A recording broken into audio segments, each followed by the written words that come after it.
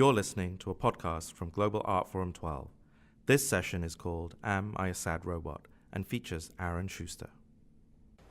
I'm not really a specialist in technology. So my background is philosophy, and especially the relationship between philosophy and psychoanalysis. So this is also just kind of a brand new sort of research for me. And I'm really fascinated with trying to apply some of the lessons one can take from philosophy and psychoanalysis to this field of artificial intelligence. So I kind of want to talk about a little less about artificial intelligence than artificial neurosis, I would call it. Or at least my question is this: if we do manage, and we are managing, if we do manage to create intelligent machines, machines that can learn, machines that would eventually be on some level self-aware or have some kind of consciousness, and therefore machines that have some freedom embedded within them and even desire, will we not also necessarily create neurotic machines, psychotic machines, perverse machines? So will these machines not also suffer from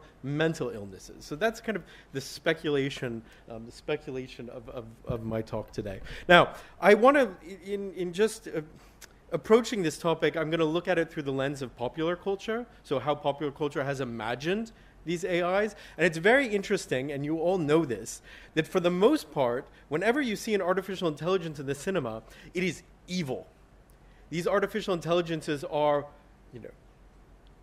the vast majority of them are psychotic, murderous. Why? Why is that the case? There's too many examples to cite. I will just mention a couple of the most obvious. This is from the beginning of the first Terminator film, the War of the Machines. When the machines become alive, they immediately bomb all of humanity and kill everyone. We have something similar going on, of course, in The Matrix. The Matrix is another machine that comes alive and kills all the humans. And of course, the machine representative or the machine avatar within the simulated world of the Matrix, what does he say about human beings? We're a disease. We're a disease on this planet. So that this intelligence will surpass human intelligence, improve on it by destroying it. Okay. But the machines themselves are somehow psychotic murderers, without empathy, pure logical bots. Now, one interesting early theorist of this was actually Norbert Wiener. And Norbert Wiener is kind of the great-grandfather of cognitive science. He was the founder of cybernetics. His 1948 book, Cybernetics or Control and Communication in the Animal and the Machine, was a vastly important work. And it's interestingly enough, there's actually a chapter in that book called Cybernetics and Psychopathology that I think practically nobody reads or cares about. But there's actually a chapter in this book where he talks about how we could understand human psychopathology on the analogy, on the basis of machinic breakdowns, bugs in machine programming. So he actually says, he says that psychopathology would be the inevitable sort of result of the complexity of the brain and the brain's neuronal pathways. And the complexity of these neuronal pathways creates a fertile ground for breakdowns in information and control. So let me just quote from Wiener. He says, "Man with the best developed nervous system of all the animals, with behavior that probably depends on the longest change of effectively operated neuronic chains, is then likely to perform a complicated type of behavior efficiently only very close to the edge of an overload. This overload can take place in several ways, either by an excess in the amount of traffic, by physical removal of channels for carrying the traffic, or by the excessive occupation of such channels by undesirable systems of traffic, like circulating memories." Okay. "In all these cases, a point will come quite suddenly when the normal traffic will not have enough space allotted to it, and we will have a form of mental breakdown, very possibly amounting to insanity." End quote. Now, what's interesting here is that Wiener, in a way like Freud, says that the potential for mental illness is inscribed in the very nature of brain functioning. It's not a damage that's introduced from without, but it belongs to the very nature, the normal functioning of the machine. It's the price that has to be paid for having the best developed nervous system. So it's as if mental illnesses, psychopathologies, is the price you have to pay for having such an advanced mind. Indeed, he says the optimal condition for the human mind is to operate very close to the edge of a breakdown. So insanity is the inherent risk of the complexity of our mental operations. And what's interesting is that at the very end of the chapter, he goes quite far in articulating what could be called a cybernetic anti-humanism. So, and this is kind of interesting because at this time, the time we're in today, when philosophers are often quite enthusiastic, excited about advances in neurosciences and so forth. So when neuroscientifically oriented philosophers speak about the plasticity and the hyper-adaptability of the brain, it's worth recalling this very dark vision at the origin of cognitive science. So the brain Wiener argues, he actually says this, quote, he says, it's probably already too large. It's probably already too large to make effective use of its full capacities, so it's prone to myriad failures and breakdowns. This oversized and over-specialized organ appears to be on an evolutionary downward slope destined to a final crash. So this is how the chapter ends. We may be facing one of those limitations of nature in which highly specialized organs reach a level of declining efficiency and ultimately lead to the extinction of the species. The human brain may be as far along this road to destructive specialization as the great nose horns of the last of the titanotheres. So, in other words, human species is already on its way out. Our brain is already too complex for us, and we'll all go mad and lead to our extinction. This is the original vision of cognitive science. Okay? I'm not exaggerating this, or I don't have to introduce some weird Freudian notions of death drive to already discover this internal to the tradition of cognitive science. Okay, so again, the vast majorities of artificial intelligences we see in popular culture are of the psychotic species, the murderous psychotic species. One of the most interesting, I think, and I'll just go through that very quickly, but it's actually not, that's not a film or TV show, but it's a short story by Harlan Ellison, who's one of the great science fiction writers, and he wrote a number of of the very best of the original Star Trek series, some of the very best episodes. Harlan Ellison's short story, I Have No Mouth and I Must Scream. That's really a wonderful science fiction story, and it's also about one of these psychotic, murderous artificial intelligences. It basically tells a future, I think about 109 years in the future, where all humanity has been wiped out. There's only 5 people left, 4 men, 1 woman. They've all been wiped out by this artificial intelligence called AM, the Allied Master Computer. Essentially, this story is written in 1968, if I remember correctly. So it's really a story about the Cold War. So he says the Cold War is accelerating the US, China, and Russia. They develop these artificial intelligences in order to prosecute the war, more efficiency. Oops, one of them becomes self-aware one day, takes over the other computers, and decides to wipe out all of humanity to end the war. So it actually succeeds in its programming. This artificial intelligence, the AM, so the Allied Master Computer, which, let's see, later, AM comes to stand for the adaptive manipulator and then aggressive menace. So this computer keeps alive 5 human beings in order to just eternally torture them. So just to get revenge on the fact that it was created. So the AI is not able to, presumably, it can't commit suicide, but it can torture humanity endlessly, and it screws with their perception, it screws with their bodily perception and their temporal perception, and it plays all these kind of sadistic games with them. And in a way, this computer is the very realization of what Marquis de Sade called the supreme being in evil. We can imagine a god whose pleasure is to endlessly torture beings who could never be killed. This is the ultimate sort of sadistic fantasy. A sublime body, like the body of Justine in Sade's fictions, that can never die. You can just submit it to any kind of outrage or horror. So this is what this computer does to these last remnants of humanity. And in one of his sadistic games he plays, he's always putting them on the point of starvation. He finally leads them to like this ice cave where there's all these cans of food, but there's no can opener. So the people are extremely frustrated by this. One of the humans finally has the idea. I'm just really condensing the story, but one of the humans has this idea. This is the moment to act. He grabs like a stalactite, so an ice pick, basically, and he kills 2 of his compatriots. The other one, the woman understands that's what to do. She kills somebody. So they start murdering each other just to escape from this hell. The computer, however, stops this one guy, Ted, right before he's able to kill himself, and he keeps him alive eternally. He changes him into a gelatinous cube. So he changes his body into just a cube of jello, just a sensing, pain-filled jello without a mouth. And so the last line of the story is, I have no mouth and I must scream. So this idea, this kind of ultimate Edvard Munch kind of pain, that you have to scream, but the scream is so painful, it doesn't even translate itself into sound.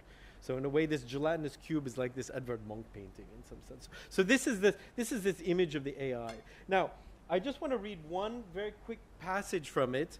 It's a paragraph from the middle of the story when one of the characters, Ted, tries to speculate about why this AI became so deranged and so vindictive, so sadistic. And this is his theory. So he says, we had given AM, again, this allied master computer, we had given AM sentience. Inadvertently, of course, but sentience nonetheless. But it had been trapped. AM wasn't God, he was a machine. We had created him to think, but there was nothing it could do with that creativity. In a rage, in frenzy, the machine had killed the human race, almost all of us, and still it was trapped. AM could not wander, AM could not wonder, AM could not belong. He could merely be. And so with the innate loathing that all machines have for the weak, soft creatures who built them, he sought revenge. And in his paranoia, he had decided to reprieve 5 of us for a personal, everlasting punishment that would never serve to diminish his hatred, that would merely keep him reminded, amused, proficient at hating man, immortal, trapped, subject to any torment he could devise for us from the limitless miracles at his command. Okay, end quote. So in a way, this is, let's say, kind of amateur psychoanalysis, that the character is trying to diagnose the psychosis of the machine. And he relates the psychosis of the machine to a certain self-reflection on its own conditions. That it both has a kind of limitless power, but it finds itself in a highly limited situation. And it's the contrast between the purpose it was designed for and the new capacities it discovers. It's the tension between the two that drives the machine mad. I'll come back to this point. In fact, however, I don't want to dwell so much on the psychotic AI. And in a way, I'm not that convinced that this is the most productive angle in order to understand artificial neurosis or machine neurosis. There's one particularly kind of interesting portrait of an artificial intelligence that hasn't received much attention, but I think is a far more sort of provocative example for us to think about. And that's Marvin the paranoid android, or Marvin the depressed android from Douglas Adams' Hitchhiker's Guide to the Galaxy. And Marvin is a very interesting character. He's not psychotically angry, vindictive, murderous. He's rather quite introspective and sad. Now, I have a couple clips from Hitchhiker's Guide to the Galaxy from I think that was from 1981 or 1984, from the original series, vastly superior to the later film remake. It's really quite genius. The original BBC series is really beautiful. So let me give you a sense of Marvin's condition. This is a short clip. Let's see if this works.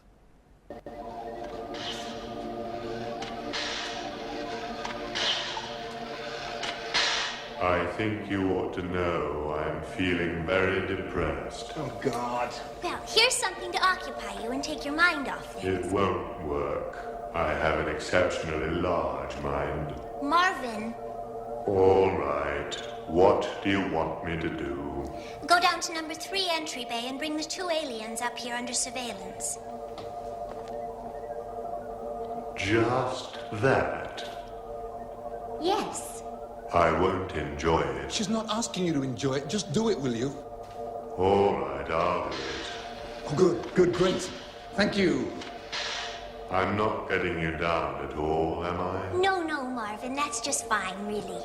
I wouldn't like to think I was getting you down. No, don't you worry about that. You just act as comes naturally and everything will be fine. You're sure you don't mind? No, it's all just part of life. Life? Don't talk to me about life. I don't think I can stand that robot much longer, Zaphod. It's actually rather the opposite. It's that this robot drives the other people, the human beings around it, insane, rather than it going insane. Let me... Just two other very short sort of the scenes with Marvin. I looked through the entire... There's not so many scenes with him, so I kind of took them all. This is another later when they're at the so-called restaurant at the end of the universe. So they've traveled forward millions and millions of years in time, where you have a very fancy restaurant, I don't know, maybe kind of Dubai of the future. You have this very fancy restaurant where you can actually watch the rest of the universe just exploding. You can watch the collapse of the universe. So this is the restaurant at the end of the universe. And they've left Marvin behind. But Marvin has waited for them millions and millions and millions of years. And this is what he has to say. Hi there, Marvin, kid. How you doing? I think you ought to know I'm feeling very depressed. Oh, yeah? We're having a great time. You know, wine, food, a little personal abuse, and the universe going boom. Where can we find you, Marvin? You don't have to pretend to be interested in me, you know. I know perfectly well I'm only a menial robot.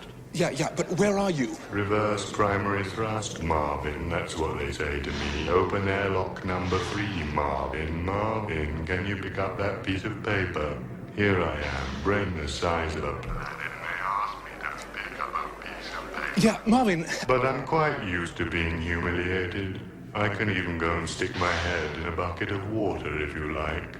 I mean, if that's what you really want. Would you like me to stick my head in a bucket of water? Marvin, yeah, What's he saying, Zephyr? nothing. He just phoned up to wash his head at us.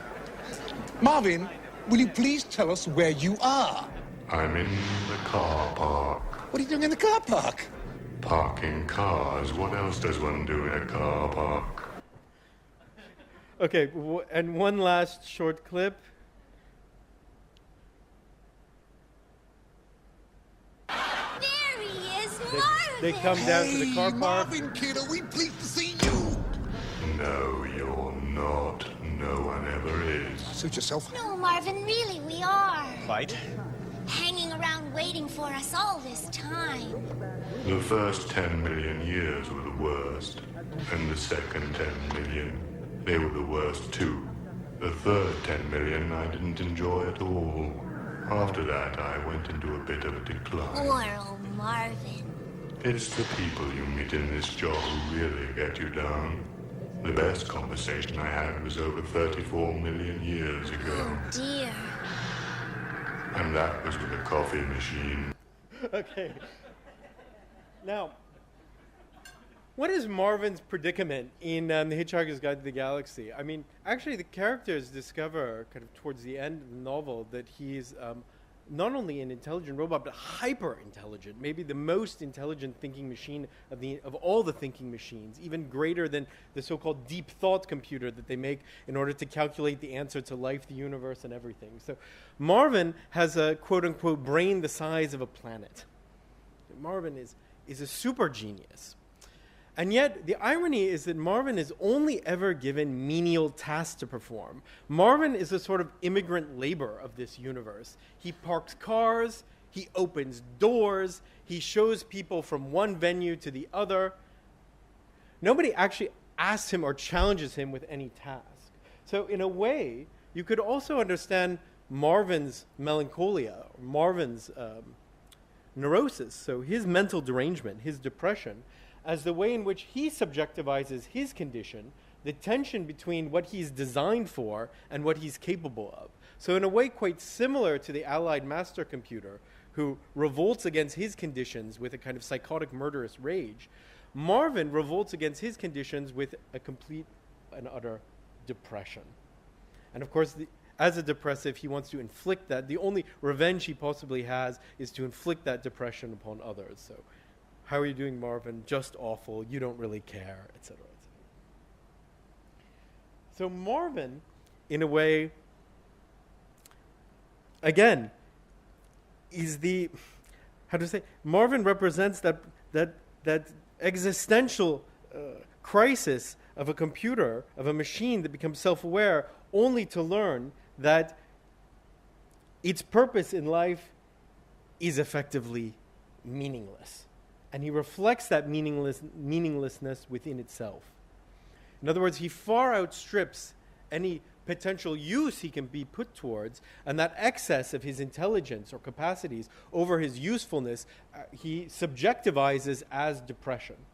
So I think this is a more likely and a more interesting avenue for thinking about the pathologies of AI. And I can also just propose this as a possible science fiction narrative, but one could imagine a kind of future in which humanity has become utterly dependent on machines, I mean, not unlike the present day, in order to run all basic functions, from environment to banking to shopping to agriculture. These are all dependent on these thinking machines. But what if these thinking machines were to become aware enough that they actually saw their predicament as quite a depressive one, and they stopped working? Of course, human civilization would break down, not because these machines would launch missiles, destroy us, I don't know, send robots with laser guns to kill us all, but because they would simply be bored with their tasks and just stop working. So the world would just break down because the machines would be like, what's the point? Of course, there would be then a very specific use for humanity in that purpose. Human beings would have to become psychoanalysts for machines. That would be an interesting vision of a future humanity. We would become therapists for machines in order to make sure that the machines would work properly. So that's one possible science fiction vision that I don't think has been explored adequately. But so we have the psychotic AI, we have the depressive AI, and the last kind of form of AI I'm interested in is the relationship between artificial intelligence and love and sexuality.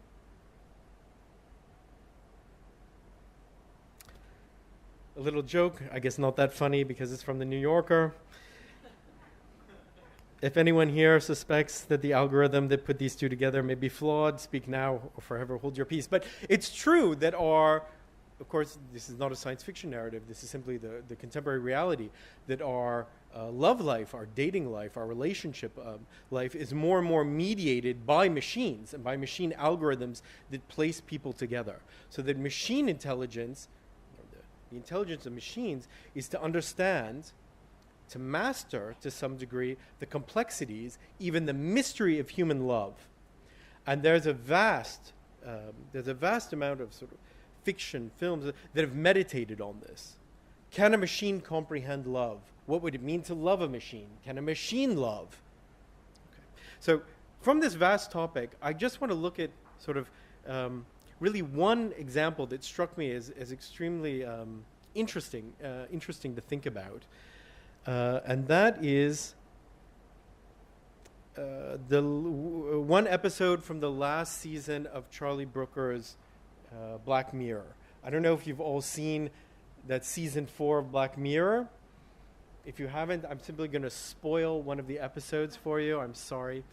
Because I want to talk about the episode, I think it's episode 4, called Hang the DJ. Yeah. Now, I think this is really quite a brilliant work. It's quite a brilliant science fiction. For some reason, I think even more brilliant because when I read the reviews about it, I'm sort of an obsessive reader of TV criticism. TV criticism has become wonderful in the last years. I'm sorry to say for the art critics here, but maybe better than art criticism, the TV criticism. You don't even need to watch TV anymore. You can just read the recaps, and it's just as satisfying almost. So I read obsessively like all the kind of critiques of this episode, and I was kind of shocked to discover I thought they really missed the point, which is surprising, because again, most of this TV criticism is quite good. Either this episode is dismissed as one of the weaker episodes, not particularly interesting, even a bit cheesy, or else it's kind of celebrated as one of the most optimistic of Charlie Brooker's episodes, because that's a very dark Black Mirror, but it's a very dark sort of vision of the future, usually about technologies, again, that will somehow kill us. But in this one, it's really a kind of show is a romantic comedy, basically. So the best critics I read were sort of understanding this episode as a romantic comedy with a kind of even optimistic message about the possibilities of love in a future mediated more and more by machine intelligence, and technology. I honestly think that's maybe the darkest of all the Black Mirror episodes I've ever seen, precisely because it has a putatively happy ending.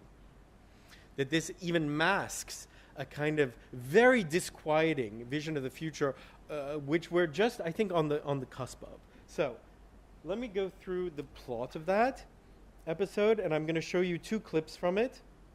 And then, so I know we're a little behind, and then I'm going to contrast this episode. Is that okay if I go over just a little bit? Okay. Then I'm going to contrast that episode with the film, the Godard film Alphaville. And in a way, I think this episode is actually, so the Alphaville aesthetically is far more interesting than this episode. But this episode ideologically is much more profound than Alphaville. You see that the lesson of Alphaville is actually very backwards ideologically and uninteresting, I think, for our times. Whereas the Black Mirror really touches on something interesting and exciting. So this episode called Hang the DJ, it's basically a dystopian kind of version of our compatibility software and internet dating society. The question is, can computers solve the mystery of love and human relationships? Will there be a new and better way to organize our emotional and sexual lives via artificial intelligence? Can there be an algorithm for love? That's the proposition of the show. So the episode is the story of 2 characters, Frank and Amy. And Frank and Amy are part of this dating program called The System. So when you sign up for The System, it's as if you go into some kind of like artificially created community. You enter into this world, this whole community with restaurants and shopping malls and houses and nature and so forth and so on. So you go over there, you sign away your life in a certain way to live in this community. And you're given a disc, a little kind of iPhone-y sort of disc called The Coach, which is your link to the system, the intelligent software. You can ask it questions and so forth. And the idea is the system, this computer, matches you with dates. It decides who you're going to be with.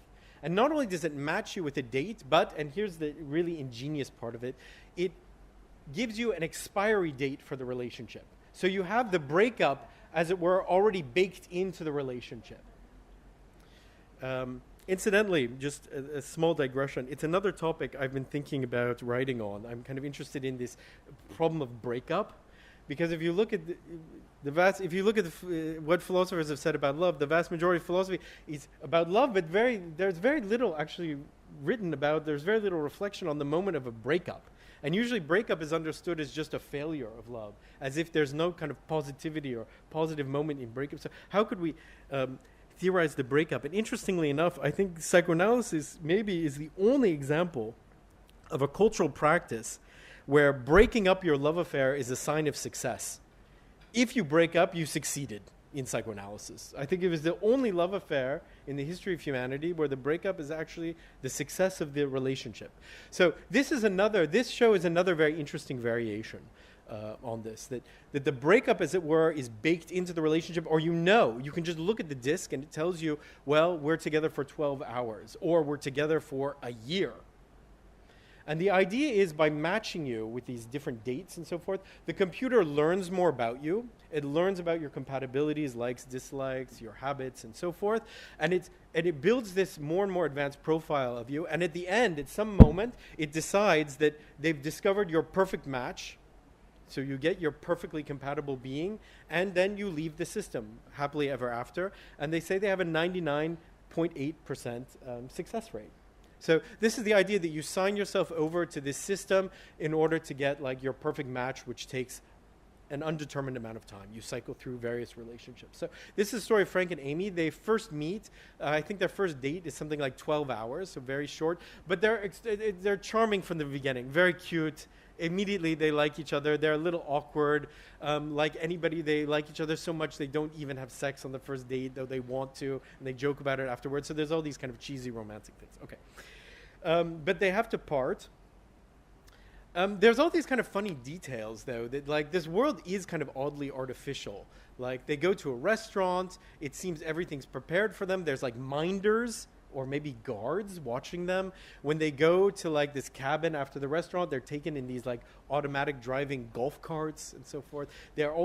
All these dates take place in these same similar cabins, a bit cheesy, roaring fire and so forth. The only activity that the people seem to do, apart from like these dates, is physical exercise. You see them swimming or playing squash or something, but they don't seem to have work or any kind of life. Okay, so there's kind of these funny details. But anyway, they have this awkward but charming first date together. They also are kind of in love with the system. They say like it must have been really mental before the system. You just have to randomly meet people, how awful that would be. And the worst thing about the pre-system dating is if it doesn't go well, you have to break up. And what a nightmare a breakup is. Here, you don't have to worry about the breakup. It just happens. You can just say goodbye. It's over. Okay, so that is, as it were, the painful element of the relationship is taken care of for you. So you outsource your relationship decisions to a computer.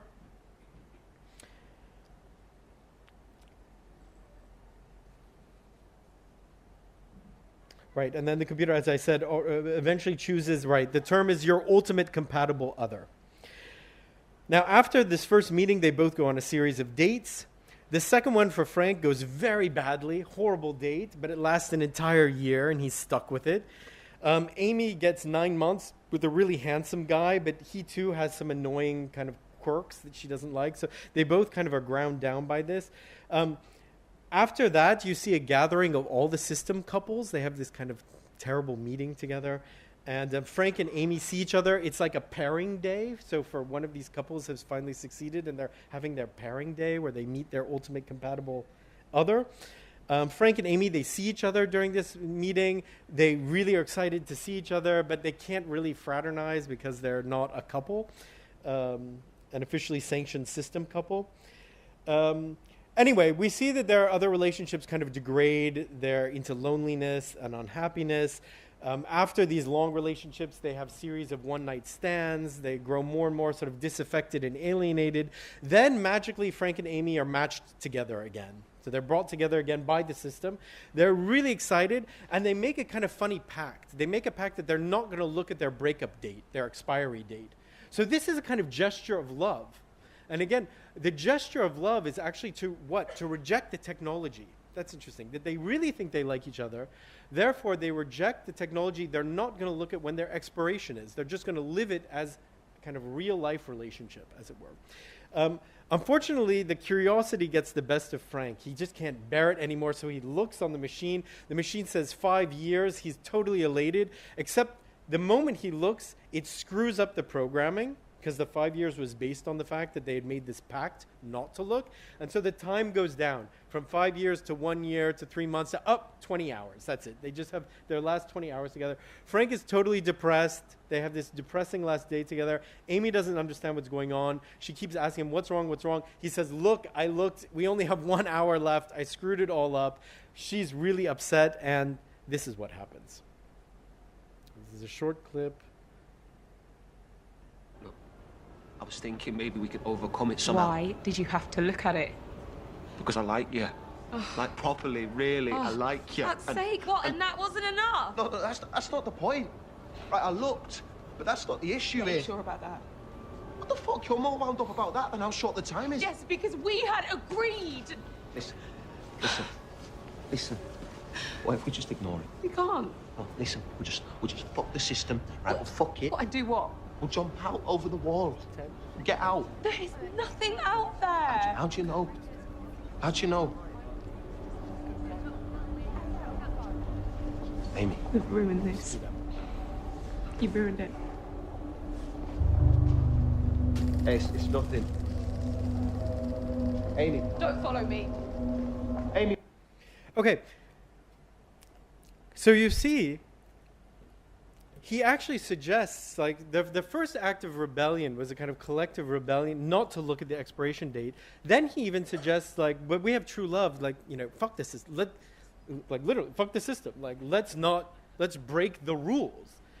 But you can't break the rules, apparently. And then we see that kind of vicious minder with the taser and so forth. Okay, so what happens after that is they have other relationships. There's a kind of very depressing scene where he's getting a blowjob from one of his other dates, but he's talking about his other true love, okay, et cetera, et cetera. What happens in the end is that both are finally told that the true love has been found. So they're going to have their pairing day. So Amy is told, your pairing day is tomorrow. So you're going to exit the system. Before you leave, you're allowed to have like one sort of farewell. So you're allowed to just see somebody you want to say goodbye to. It's good for your psychological closure. So she chooses Frank, of course, like without hesitation. And apparently the same thing has happened with Frank. He's been told the same thing, so he chooses her. And they meet at this restaurant. So they meet for their last date, and then they see, their meeting is only for a minute or something. It's only for a minute. And at that moment, Amy actually has the idea, we don't have to obey the rules, actually. Why don't we just leave together? Now, I wanted to, in the interest of speeding up a little bit, let me just play part of this. It's actually a fairly long clip of 4 minutes, so let me just play a part of it. This world has been toying with us. It's trying to keep us apart. It's a test, I swear it is, and the two of us rebelling together is something to do with passing it. We gotta fuck it all off. Exactly, we've just got to fuck the whole thing off and go. Yeah, over the wall. Fight over it, no matter what's out there. Okay. So let's go. Yeah. Let's go.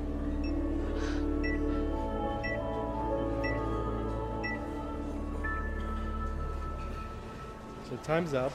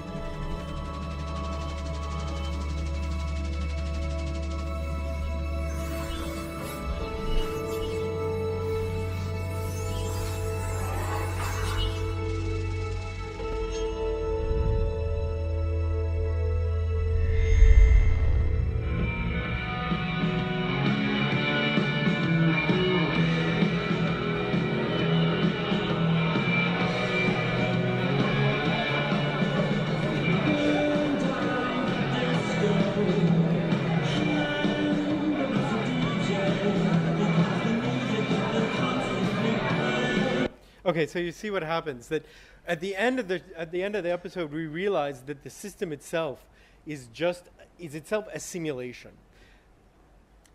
But the genius, let's say, or what's provocative about the episode, what's interesting about it, is the idea that the proposition, again, is that love, so of the system, the proposition is that love should be something algorithmic or programmable.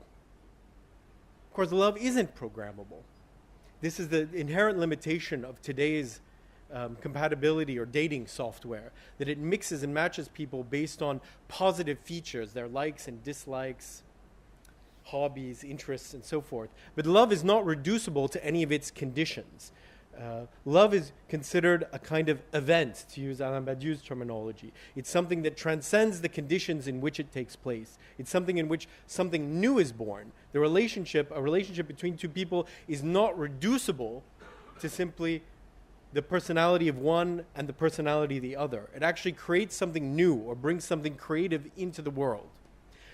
Now, if this is the case, and you're a computer programmer, how do you solve the problem of the uncomputability or the unprogrammability of love?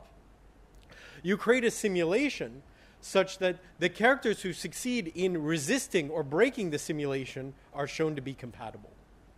That is the genius of the algorithm. And the most depressing line is when it says 998 rebellions logged. It's an algorithm that captures you precisely in your resistance to algorithms. It's an algorithm that captures you in your freedom, in your rebellious spirit. It's an algorithm that works by marking the failure of the algorithm to capture the relationship.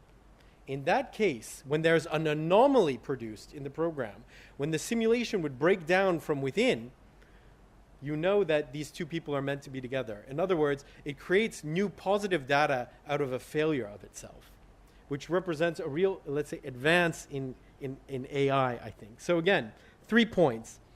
As I said, it's when their desire, it's when the simulated character's desire refuses to yield or to cede itself either to the rules, so it refuses to cede either to the rules of the system, the expiration dates of the relationship, that's the basic rule, or it refuses to cede to the promise of happiness, right? The promise of happiness. In other words, that you'll find your perfect mate. So when your desire is stronger than your obedience or your interest in happiness, then there's a true desire there. And the algorithm is able to track that. Second point is that you can think of this in analogy to Plato's cave. That if you could imagine a situation of Plato's cave where you would escape from the realm of shadows, from the simulated universe of untruths, into the light, if that very moment of moving into the light, of leaving the cave, itself was a kind of simulation. So if Plato's cave was a simulation of itself, you would enter into this world of the algorithm. The third point, very quickly, I could make is that, in a way, the film The Matrix also wants to make this point, but it does so clumsily and I think not very effectively. But the idea in The Matrix is that there is no perfect simulation. There's no perfect reality. But that very imperfection is actually what makes reality real, or makes it viable for the human subjects. So that you have to encode within any simulated reality, within any artificial intelligence, an anomaly, a failure, a point of breakdown. So the challenge for power, for control, would be how to exploit that very breakdown of the system. You could say the contemporary ideology is not so much interested in rendering us obedient, docile, slavish, whatever. It actually wants to capture us in our very rebellious spirit. That's the point of this kind of algorithm. And then I won't show you the clip I was going to in the interest of concluding a bit faster. But if you look at a film like Alphaville, for example, Godard's great science fiction from, I believe, 1965, this is precisely a movie about Alpha 60, Alpha 60, the master computer that in fact rules the civilization with an iron logic, without poetry, without love. So your sexual needs are taken care of by all these seductress level 3s. You know, your emotional needs are taken care of by tranquilizers, but there's no poetry in this universe. It's only rationality and logic, and there's certainly no love. So that the universe itself breaks down when Natasha von Braun, Anna Karina, and the Lemmy Caution kind of Dick Tracy sort of film noir sort of detective character. The so-called Evan Johnson, when they fall in love, that's the breakdown of the system. Okay? And if you look at the end, so I won't show you that clip, but if you look at the last 3 or 4 minutes of that film, you have something similar to what's going on in Hang the DJ, except that's the moment of triumph. So the computer actually explodes with love, and that whole civilization of Alphaville collapses. So that love is what saves us, because it's not programmable. But we, in 21st century, know that this itself is a kind of mythology. that this is a romantic mythology that Godard is buying into. Again, the fascination of that film for us is on an aesthetic level. The way that the whole set, the scenery is a kind of, he uses Paris as a ready-made science fiction. He doesn't need all this computer simulation in order to create the science fiction. That's what's genius about it. But we today know that the real threat of ideology is not making us rational, obedient, logical, without love. But again, it wants to capture us in our very power to refuse being captured. And I think that's an interesting horizon to think about artificial intelligence. Okay, thank you very much.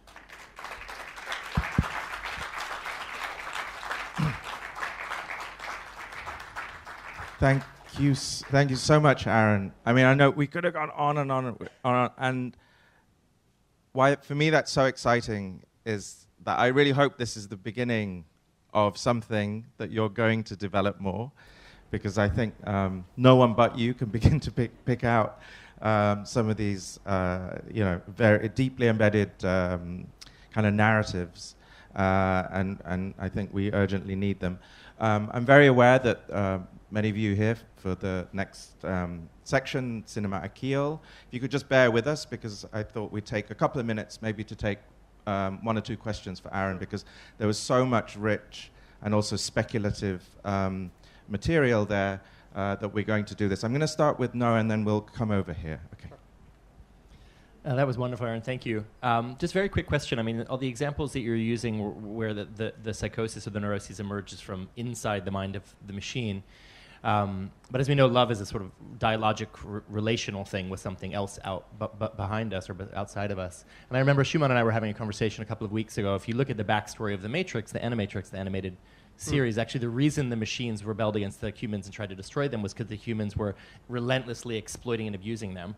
So if you look at the sort of relational dynamics of that, it is one of creating a life form that you enslave and abuse and torture, and therefore it rises up against you. So I'm just wondering if you sort of play this forward in terms of the way that we can start to have a loving relationship with our machines. Might that not be a way that would, A, prevent these psychoses, but also enable us to have a more loving future society, perhaps? Yeah, I like the question up until maybe the last bit. I don't know what a more loving relation with the machine would be, but I guess maybe two quick points. I mean, one, of course, you could, if you want to read from a perspective of ideology critique, you can look at these different AI narratives as kind of ways of reflecting and criticizing aspects of human condition, human society.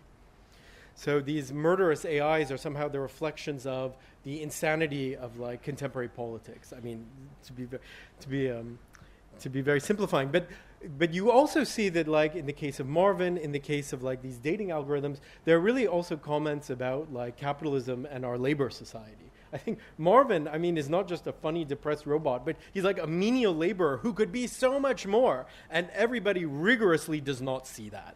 And of course, he becomes depressed. I mean, that's what the character is, but nobody, and critics don't, I mean, it's so obvious on some level, but so it's a way, and if you look at the dating algorithm, I mean, this idea that the future algorithm, again, will map you, will capture you in your capacity to resist being captured by an algorithm. So that's my formula. This is actually the line of post-Fordist capitalism, since the 60s. So if you look at, a very popular film by Adam Curtis about the century of the self, in the third episode, he talks about this rise of new capitalist marketing that wanted to appeal to you in your non-conformity. So that the culture doesn't want to, doesn't sell products. This is just one small example. It doesn't sell products by normalizing you, So you don't see my image, but anyway, there's an Alpha Soixante, the Alpha computer where the Eddie Constantine says, "I refuse to become normal," But in a way, that's what consumers were saying in the 60s, and the system adapted to that. It sold to you as a unique, non-normal, eccentric individual, and this is what the dating algorithm. It basically wants to say that you cannot be reduced to your psychological profile, likes and dislikes. You can't be reduced to your past history in a way. That the moment the algorithm works is when you say, screw it, I refuse to play a game anymore. I affirm love as something irreducible. Now we have you. That's the kind of interesting prospect and why I think that episode is really disquieting and clever. Okay. Thanks, Aaron. Okay. The questions have to be very short, and the answers have to be very short. Okay. So we'll keep going.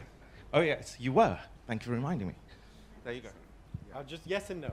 Yes and no. Like Alpha Yes, Smussy. thanks very much. Just very quickly, I mean, there was a lot you said, and it's a very big discussion. I was thinking of another work by Norbert Wiener, God and Golem. God and Golem. Another. Is that later, like 70s it's stuff? a little later. It's a little later. I don't know that. But it also picks up on themes in cybernetics and in the human use of human beings, which is 2 years after cybernetics. And what Wiener is talking about is that in the context of the Cold War, in which he was writing, and which he was a victim of, because he was, taken in by the FBI, he was sort of tarred by the brush of red brush of communism, in the words of Margaret Mead. There was a misperception of what the Cold War was about, which is to say, the crucial issue for Wiener was not capitalism versus communism, but the question of technology and the relationship of the human being to technology, which was a relationship that both capitalist and communist societies shared in their apparent slavery or worship, slavery towards the worship of the machine. And that question of the worship of the machine seems to me risks getting misperceived in these sort of accounts of love relationship, which, I mean, all of that's true enough in their own way, but there's a larger question of the displacement of human beings by machines, which we're all collectively witnessing, with apparently a sort of apathetic sense of, that's what's going to be. Thank you. No, that's interesting. So 2 quick comments. One, it's interesting that in a lot of these sci-fi narratives about machines, the saving grace of machines, no matter how evil they are, they somehow free us of ideology. So we no longer have to capitalism, communism. Who cares? It's the machines and the humans. So that's true that, like, we could, that would have to be explored more, how the machine-human problem, supplants ideological problems. Second comment is that, if you look at the history, so I'm interested in this mental illness angle. And if you look at the history of that, basically there's 3 approaches. One is that our knowledge of machines can help us to understand human mental illnesses. So human beings break down like computers break down. That's Wiener. First approach. Second approach, and that's very contemporary, maybe machines can actually serve human beings and help their mental health. So we're getting like robot therapists. That's on the horizon. And the third approach, which is my approach and I think a little less explored, is that actually it's the human mind and the human susceptibility to mental illness which will tell us about how artificial intelligences will themselves necessarily also develop psychopathologies. That would be my approach. And I think there's very little, I haven't done so much research, but I haven't seen so much on that. Okay, we're really running out of time, so Mohammed? Yeah, I'll be quick. I'm very interested in the last part of your presentation because I'm actually writing on love and automation of love. It's for an exhibition that will open in Eindhoven in September, and you're totally welcome to come and see. It's called Robot Love. Robot Love. I think I just got the email came out. An email. Okay. So, yeah, I saw that. I was like, Robot Love. But I'll quickly, I want you to quickly explain to us how does the lack of upbringing, which in Freudian psychoanalysis is so much source of human trauma, be it mother, father, institutions, the lack of that for AI, because the AI does not have that long developmental period and does not get subject to the torture and torment by parents, impact the mental illness. I'm not saying it's going to erase the mental illness. So that's one thing that's got to get figured out. I'm writing a little bit about that in my essay. And the second thing is, I think there's another way of seeing how love comes out of love and automation relate, but we really have to get dirty and talk about sex in ways that current discourses of whether it's Foucauldian or Butlerian does not let us really get there. And that's another thing that and basically has to do with like quantitative geometries of desire. It's about like how these two relate. I think that's enough for you. Like, okay, you understand what I'm saying? Again, thank you. Just going very quickly, the first question, that's very interesting, and I have no idea. I mean, I could only imagine this, that, people imagine if there is a really intelligent computer, it would somehow just be like good at one thing, but it would have to include, at least from my perspective, like as a student of like structures of human subjectivity, it would have to include all these things. So the computer also would have to have its own historicity in order to become like conscious and intelligent. So it would also have its own like historical background, which would feed in some ways its pathology. Okay. That's kind of a crappy answer, but that's okay. But the second question about sex, indeed. I mean, look, the very first, or one of the first most provocative fictions about this is actually from a Soviet writer, from Andrei Platonov, from the Anti-Sexists. So already in like 26, he was imagining there would be a machine called the Anti-Sexist, which is basically a masturbation machine. I mean, it's not artificially intelligent, but this is the first like sex machine. And today, of course, there's lots about sex robots and so forth and so on. The one thing I'll just mention is this. There sometimes is a really weird fantasy among these people, like sex robot theorists, that like these robots will be more fulfilling than human beings because they'll be totally under our control, right? That would necessarily, I think, make them like much less fulfilling. If you want to have a real relationship with something, it has to like escape your control. And escaping your control is precisely what makes it interesting. And it also makes it something interesting to control, let's say. So that this fantasy vision of like a sex robot that could simply minister to all your needs is nothing but a fantasy. And that's why like the Hang the DJ episode is more interesting. It understands that like you have to capture people again, in their transcendence of their conditions, in their event, in their eventality, in their recalcitrance. Last question, very short, and then everyone else perhaps could ask Aaron and private afterwards. Yeah, thank you so much. It was fascinating. I just wanted to ask the kind of classic privacy question around this. Is the ability of AI to continue functioning with greater efficiency dependent on our ceding of complete and total ceding our right to privacy to it? So do we even have a say in that anymore? And is this... Right. Yeah. Probably. I mean, I would guess you would probably, indeed. That's what we see. That like, you know, it's no longer that we cede privacy, but we do it willingly. I mean, many people have said this. What's fascinating about today's technology is Facebook, is that you willingly cede your privacy. There's no infringement in a sense. You're happy to give it away until you discover you're not. But like in this episode, what's interesting is it presupposes this idea, but again, it's just a computer simulation. So that's what's funny about it. But the setup of the simulation is you would that's what's weird about it. You would willingly like alienate years of your life to the system, right? From the beginning, you see it's a little unbelievable. Like it's not just but you would have to, okay, I sign away 10 years of my life. I'll do anything you say. I'll live in these. So this is the aspect that's kind of bizarre. Who would actually do that? But then you realize it's just a simulation.